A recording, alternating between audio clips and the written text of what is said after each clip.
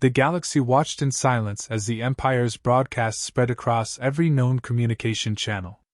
No warning, no chance for appeal, just the cold image of General Kale, chained to a metallic platform under the twin suns of the Imperial capital. The charge was crimes against the throne. But those who knew the truth understood this was no trial, it was a spectacle. The alien announcer's voice dripped with contempt, translating for the humans tuned in. This is the fate of all who defy Imperial law. Around him stood soldiers in ceremonial armor, their weapons gleaming, the very picture of domination. The execution was not swift. They paraded him through the streets first, forcing him to walk between crowds of jeering citizens and high-caste nobles. The footage didn't hide the bruises on his face or the way his steps slowed under the weight of the chains. He had been a hero to Earth, calm under fire, brilliant in strategy, and a man who'd negotiated peace in places where war seemed inevitable. But to the Empire, his refusal to bend had marked him for death long before this day. When they brought him to the platform, he stood straight despite the shackles. They read out their verdict in half a dozen languages, making certain every world under their control understood. The human's defiance was being stamped out publicly. Kale didn't plead. He didn't beg. He looked straight into the recording lenses and said the only words he could manage before they cut him off. Tell Earth, never kneel. The translator didn't bother repeating them.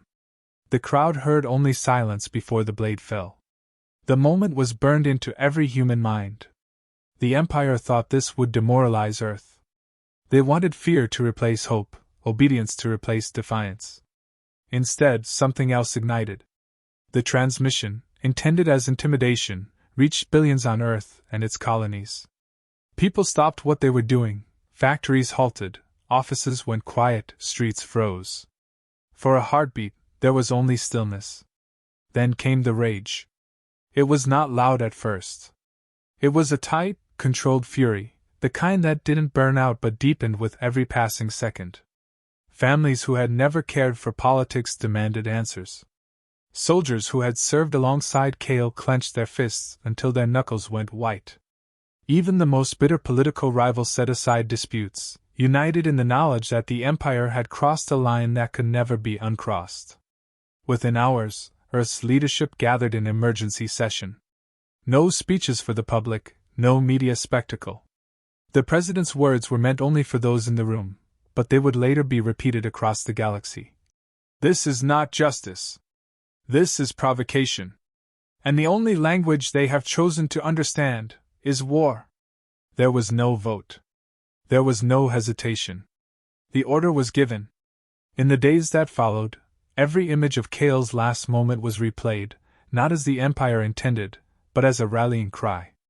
His defiance in the face of certain death became the symbol painted on war banners, on starship hulls, on the armor of soldiers preparing for what was coming. Young recruits enlisted in numbers that broke every record. Retired veterans returned to service without being asked. The air on Earth was different now, thick with anticipation, sharpened by purpose. The Empire had made a critical mistake. They believed humans were like the other species they'd conquered, fractured, slow to mobilize, unable to fight a war across the stars. What they had not understood was that humanity had been preparing for the possibility of this very moment long before they joined the galactic stage. The military drills, the covert research into faster-than-light routes, the secret alliances, it had all been groundwork for a war they hoped never to fight. Kale's death tore away any hesitation that remained. There would be no peace talks, no formal complaints, no petitions for mercy. The Empire had wanted to show strength. What they had shown instead was their arrogance. And arrogance was a weakness humanity knew how to exploit. When the final transmission of the execution ended, Earth's own signal replaced it, brief, unpolished, sent across every frequency the Empire controlled. The message was only 4 words long, but it froze every commander and politician who heard it. You have woken us. In that moment, a silent understanding spread among the human race. This was not going to be a war of skirmishes or bargaining. This would be total. Every resource, every mind, Every ounce of will would be turned toward one purpose: making the Empire regret the day they laid a hand on General Kale. And though the Empire did not know it yet, the war they had started would not end until their banners fell, their fleets lay in ruin, and their name was spoken only in history as the enemy who made the fatal mistake of underestimating humanity. The Empire's leaders interpreted Earth's silence in the hours after Kale's execution as a sign of fear. To them, humanity's lack of immediate retaliation meant hesitation, perhaps even submission. That assumption became their first miscalculation. Behind closed doors, Earth's military councils had already begun activating contingency protocols designed for the exact scenario the galaxy now faced. This was not panic, it was a measured, deliberate shift from a state of guarded coexistence to one of absolute wartime footing. Every military satellite, deep space station, and covert listening post switched to encrypted war channels. The civilian sector, seemingly untouched by the chaos, began an orchestrated transformation. Factories converted to weapons production in less than a day, shipping companies rerouted fleets to supply military outposts, and research facilities pulled long-hidden prototypes from vaults. It was not mobilization in the traditional sense. It was awakening a machine that had been quietly built piece by piece over decades, hidden behind the facade of peaceful interstellar integration. The Empire had assumed humanity's defenses were what they could see: publicly known fleets, modest planetary garrisons, a few stations along the border. What they could not see was the network of stealth hangars buried under asteroid fields, the deep space shipyards masked by false sensor readings, and the warships fitted with experimental drives capable of bypassing established hyperspace lanes entirely. These assets had been kept off the books, known only to a handful of commanders and the highest civilian leadership. Now, every hidden asset was being called into service. On the political front, centuries of human infighting seemed to evaporate. Leaders who had once fought bitterly over resources and policy now sat at the same table, driven by a single understanding: survival depended on unity. Communications with off-world colonies took on a different tone, no longer requests for support, but clear directives outlining resource quotas, troop contributions, and industrial targets. The colonies, many of which had been skeptical of Earth's centralized authority, found themselves answering without resistance. Kale's death had made them understand that this war was not Earth's alone. It was an assault on all humanity, no matter where it lived. Diplomatic channels were used in a way the Empire never anticipated. Instead of appealing to the Galactic Council or demanding sanctions, human envoys contacted races living under imperial subjugation. The message was straightforward: stand with us now, and you will be free when this is over. These communications were not promises of vague solidarity. They were backed by intelligence on the Empire's weaknesses, tactical blueprints for coordinated uprisings, and the assurance that humanity would commit military forces to assist them. Entire rebel movements, dormant for decades, began to stir. On Earth itself, the public mood solidified into a quiet, relentless determination. Recruitment centers overflowed within hours of their doors opening. Scientists worked without sleep, accelerating weapons programs that had been shelved as too destabilizing for peacetime. Black Ops units moved into position on worlds where Imperial influence was heavy, ready to act as soon as the first strike was ordered. Every move was calculated to give the impression of inactivity from the outside, preserving the illusion that humans were still reeling from the execution. In reality, the preparations were advancing faster than even the most optimistic projections. Entire fleets were fitted with advanced electronic warfare suites capable of crippling Imperial communications. Drone swarms, controlled by AI systems far beyond what the Empire believed humans had achieved, were configured for precision planetary strikes. Deep space listening arrays provided real-time movement tracking of Imperial forces, allowing Earth to plan attacks that would bypass strongholds and strike directly at vulnerable nodes in the Empire's vast network. Psychological warfare was given equal importance to physical combat readiness. Propaganda teams crafted targeted messages designed to sow doubt within the Empire's ranks.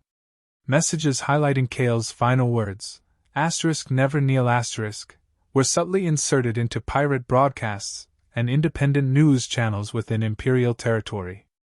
Defectors from the Empire were placed in secure broadcast facilities, ready to deliver testimonies of the regime's corruption and brutality.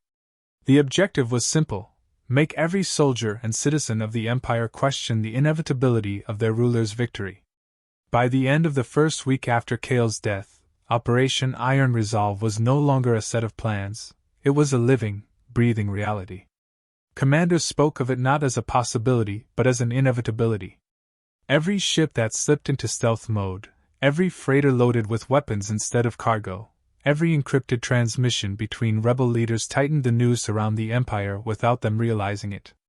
The final confirmation came in a secure meeting between Earth's highest military leadership. The President's voice was steady, her expression cold. "We will not wait for them to strike again. When we move, they will understand that they have made war not with a planet, but with a species." The room was silent for a moment, not in uncertainty, but in recognition that the line had been crossed forever. The Empire believed they had time before humanity could recover from the blow. In truth, humanity was not recovering, they were sharpening the blade. And once it was ready, it would fall with such precision and force that the Empire would never comprehend how swiftly their reign could collapse. The first strike came without warning, and without the ceremonial declarations the Empire was accustomed to. Imperial border patrols monitoring the edges of human-controlled space simply vanished from their posts. No distress calls, no battle reports, only silence. By the time replacement units were dispatched, they too were gone. The Empire's sensors showed nothing unusual until the moment of impact, when entire installations ceased transmitting in the same instant. What survivors there were spoke of weapons that bypassed shields entirely, of coordinated impacts so precise that they disabled command nodes before automated defenses could even react. The Empire's analysts scrambled to understand how humans had bypassed known hyperspace routes. No records existed of travel corridors that could explain such sudden penetration into secured territory.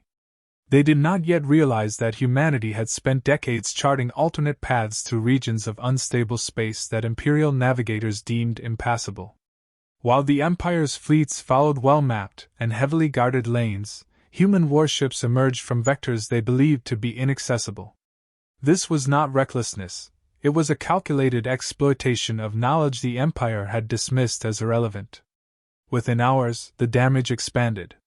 Mining facilities critical to the Empire's shipbuilding vanished under coordinated orbital strikes. Listening posts along the mid-sector lines were reduced to debris. What alarmed the Imperial command most was not the destruction itself, but the precision.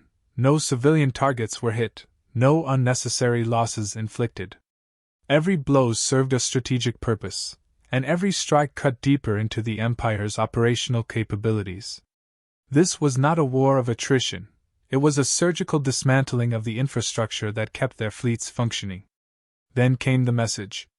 Using the Empire's own long-range communications network, humans broadcast a signal across every world under Imperial control. The feed did not show faces or reveal locations. It was a simple black field with white text, * General Kale was the first casualty. The rest will follow. * The message repeated in every known language, including dialects thought to be long extinct, ensuring that every citizen, soldier, and governor heard it in words they understood. The psychological impact was immediate. Kale's name, once meant to be a warning against defiance, now carried the weight of a threat against the Empire itself. In the weeks that followed, unrest began to ripple through territories far from the front lines. Alien species who had endured Imperial control for generations saw the strikes as proof that the regime could be hurt. Small acts of rebellion began multiplying, supply convoys sabotaged, communications disrupted, planetary governors defied. None of these uprisings alone could threaten the Empire, but combined with the human offensive, they forced the Imperial High Command to spread their forces thin. Complicating matters further, Imperial intelligence began receiving conflicting reports. Some claimed human fleets had been spotted deep in the core sectors. Others insisted the attacks came from multiple directions at once. In reality, much of this confusion came from deliberate human tactics. AI-controlled decoy fleets projected false signatures, convincing Imperial sensors that armadas were appearing and vanishing across vast distances in impossible timeframes. These ghost fleets drew valuable enemy resources away from actual targets, leaving critical worlds exposed. Human commanders understood that fear was as potent a weapon as any railgun. Every sudden appearance of a stealth vessel, every seemingly random system failure, every intercepted message hinting at another imminent strike eroded the Empire's confidence. Imperial officers began making defensive decisions based on anticipation of where humans might be, rather than where they actually were. This constant state of uncertainty slowed their response time and allowed human forces to dictate the rhythm of the war.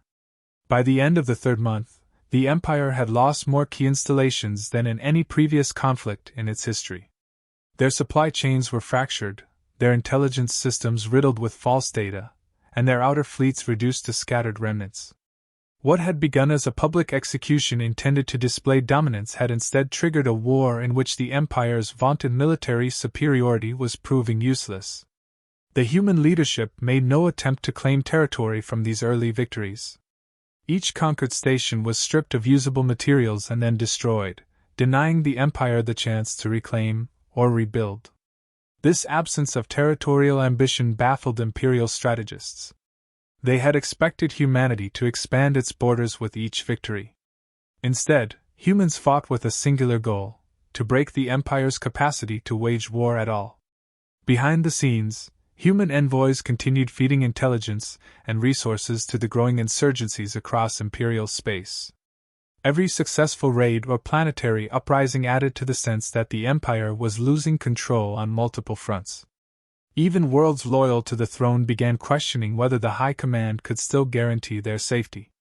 The psychological shift was complete when Imperial officers began requesting reassignment away from sectors facing human incursions.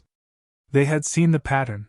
Humans would appear without warning, dismantle defenses with surgical precision, and vanish before reinforcements could arrive. The Empire's reputation as an unshakable power was eroding, and for the first time in centuries, fear was not flowing outward from its capital but inward toward it. The strikes had not won the war, but they had broken something more important than fleets or fortresses. They had shattered the illusion of imperial invincibility. And once that illusion was gone, the path to their eventual collapse had already begun. The Empire's resolve began to fracture the moment Vorath Prime fell. It was the largest shipyard in their control, the industrial heart that supplied fleets spanning half their domain. Imperial commanders had believed it untouchable, defended by layered orbital platforms and a garrison larger than most planetary armies. Yet within 12 hours of humanity's arrival, it was stripped of command, its defenses disabled, and its shipbuilding lines silent. Not a single nuke touched the surface. Instead, power grids collapsed, command terminals were hijacked, and automated defenses turned against their own crews.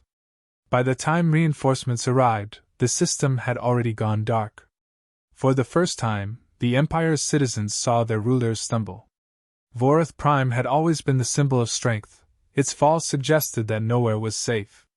Human intelligence operatives had ensured that recordings of the takeover circulated within hours, showing Imperial officers surrendering in disbelief, their ships drifting powerless. The footage was spliced with Kale's final words, echoing across underground networks: "Never kneel." That phrase, once dismissed as a dying man's defiance, became a rallying cry for billions who had long lived under Imperial control. Across distant sectors, uprisings that had simmered in shadows erupted openly. Supply depots were overrun, governors assassinated, communication hubs captured. Humanity had not promised freedom idly. Their fleets appeared in orbit over worlds that rebelled, offering tangible support. When miners on a resource world rose against their overseers, human ships struck Imperial troop carriers en route to suppress them. When a governor called for help against an insurgency, no reinforcements arrived, only human transmissions declaring the world liberated. Every act of resistance spread the sense that the Empire was crumbling from within. Military defeats continued to pile up, not because humanity possessed overwhelming numbers, but because they struck with surgical accuracy.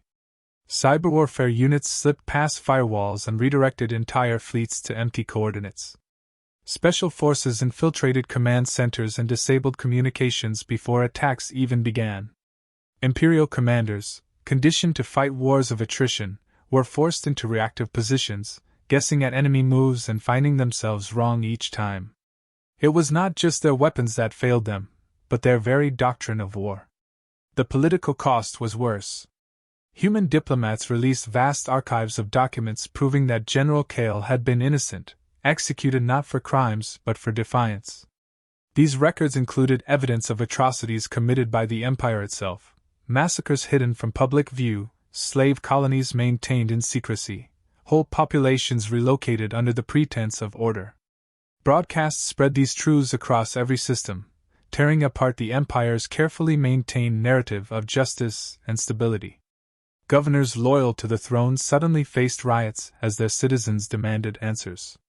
Some chose to defect, swearing allegiance to humanity in exchange for protection. Others attempted to resist, only to find their soldiers unwilling to fire on crowds chanting Kale's name. The High Command ordered crackdowns, but each act of repression only fueled further rebellion. Human strategists knew this would happen. They understood that a regime built on fear could be undone if that fear was redirected back onto its rulers. When Kale's execution monument was toppled and replaced by a pillar of flame visible from orbit, the symbolism was not lost. The Empire had tried to immortalize his humiliation. Humanity transformed him into a legend whose memory burned brighter with every passing day. Even as they pushed forward, humans refused to fall into the trap of reckless expansion. They did not plant flags or declare annexation. Each conquered world was handed to its own people to govern, with the only condition being resistance against imperial return. This strategy deprived the Empire of resources while sparing humanity the burden of holding vast territories. More importantly, it created a patchwork of liberated systems that no longer feared the throne but instead looked to humanity as proof that liberation was possible. Inside the imperial capital, paranoia grew. Commanders whispered that spies infested their ranks, that even loyal officers might have been compromised. Rumors claimed human fleets were massing in numbers too great to counter. Each defeat fueled wild exaggerations, and with every exaggeration came further demoralization. The once unshakable certainty that the Empire could outlast any opponent had been replaced with dread. By the time the human fleets began maneuvering toward the heart of imperial space, the outcome was no longer in question. It was not only territory that had been lost, it was legitimacy, authority, and the belief that resistance to the throne was futile. The fall of Vorath Prime had been the turning point. From that moment on, the Empire was no longer fighting to win, it was fighting to delay an inevitable collapse. And every day, humanity's advance pushed that collapse closer, fueled by the unyielding vow that had begun it all: never kneel. The fleets arrived without ceremony, emerging from hyperspace on trajectories that bypassed every defensive checkpoint the Empire had left. In the capital system, alarms screamed across orbital stations as thousands of human warships took position in coordinated silence. There was no hail, no demand for surrender, only the cold, deliberate arrangement of forces that made it clear the end had come. Imperial gunners hesitated, confronted with formations that stretched from the system's outer rim to the atmosphere itself. Every gunship, carrier, and destroyer was in perfect position, each with overlapping fields of fire, each moving with the precision of a single entity. When the first shot came, it was not an act of rage but of calculation. Planetary shield generators blinked offline one by one, targeted by strikes so exact that their surrounding infrastructure remained untouched. Orbital defense platforms, once symbols of the Empire's dominance, were dismantled in minutes, systems fried, reactors shut down, weapon controls locked out. The humans did not waste ammunition on civilian sectors. Every impact served the same purpose: strip the Empire of its ability to fight without causing the kind of destruction that would alienate those they intended to free. The message was clear: they had complete control, and they would choose what survived. The Emperor, cornered in his fortified command chamber, deployed the last reserve fleet in a desperate counterstrike. It was a final gamble, throwing every remaining warship into a single, decisive push to break the blockade. The battle lasted less than an hour. Human ships cut through the assault with precision fire and flawless maneuvering, exploiting every weakness in the Imperial formation. The enemy's command vessels were disabled in the opening minutes, leaving the rest leaderless and disorganized. By the end, the reserve fleet was nothing more than drifting hulls and escape pods awaiting collection. Then came the final act of psychological warfare. From the flagship at the center of the formation, a single transmission was sent across the Empire's entire communication grid. There were no faces, no music, only a voice, calm and steady, asterisk. This is not revenge. This is the price of your arrogance. Asterisk. In the skies above the capital, a massive holographic projection ignited, General Kale's image, standing unbroken, the chains of his execution shattered. The symbol was impossible to ignore. For those who had served the Empire faithfully, it was a reminder of the betrayal their rulers had committed. For those who had resisted, it was the proof that the war had turned irreversibly against their oppressors. Surrender followed not through formal negotiation but through collapse. High-ranking officials abandoned their posts, governors sent messages offering unconditional compliance, and sectors previously loyal to the throne declared themselves independent overnight. The Imperial Council, faced with the certainty of total annihilation, broadcast its capitulation. Every enslaved world was ordered released, every occupied system relinquished. The once proud war machine of the Empire was dismantled piece by piece, its fleets decommissioned under the watchful presence of human patrols. Humanity refused to crown itself in conquest. There were no demands for new territories, no annexations to expand their borders. Instead, the conditions were precise. The Empire's military would be permanently reduced, reparations would be paid to every liberated world, and war crime tribunals would judge those responsible for centuries of oppression. The dismantling of the regime was carried out with the same meticulous efficiency as the war itself, thorough, methodical, and irreversible. In the weeks that followed, the capital's skyline changed. Where once the towering spires of imperial power stood, construction crews raised memorials to those who had fought and died for freedom. On the site where Kale's execution had been staged, a monument rose, not to his death, but to his defiance. It bore no inscription beyond the two words that had echoed through every battle, every rebellion, every final stand: never kneel. The galaxy took note. Empires that had once viewed humanity as inexperienced and provincial began re-evaluating their assumptions. Species still under foreign control whispered of Earth's war as proof that no oppressor was untouchable. Former enemies approached as potential allies, cautious but respectful. Humanity had not merely survived, they had reshaped the balance of power. For those who had fought, the victory was not celebrated with parades or speeches. It was marked in quieter ways: ships returning home, soldiers standing at attention before the memorial flame, families reunited after years of separation. Yet beneath the surface, there remained the unspoken truth that had driven the war from its first strike to its final surrender, that humanity did not seek conflict, but once provoked beyond reason, they would see it through to the last breath. The Empire's name would survive only in history, remembered not as an eternal dominion but as the power that fell when it mistook one man's execution for an act without consequence. And in the shadows of that memory, every would-be conqueror knew the same truth: there are many ways to start a war with humans, but only one way it will end.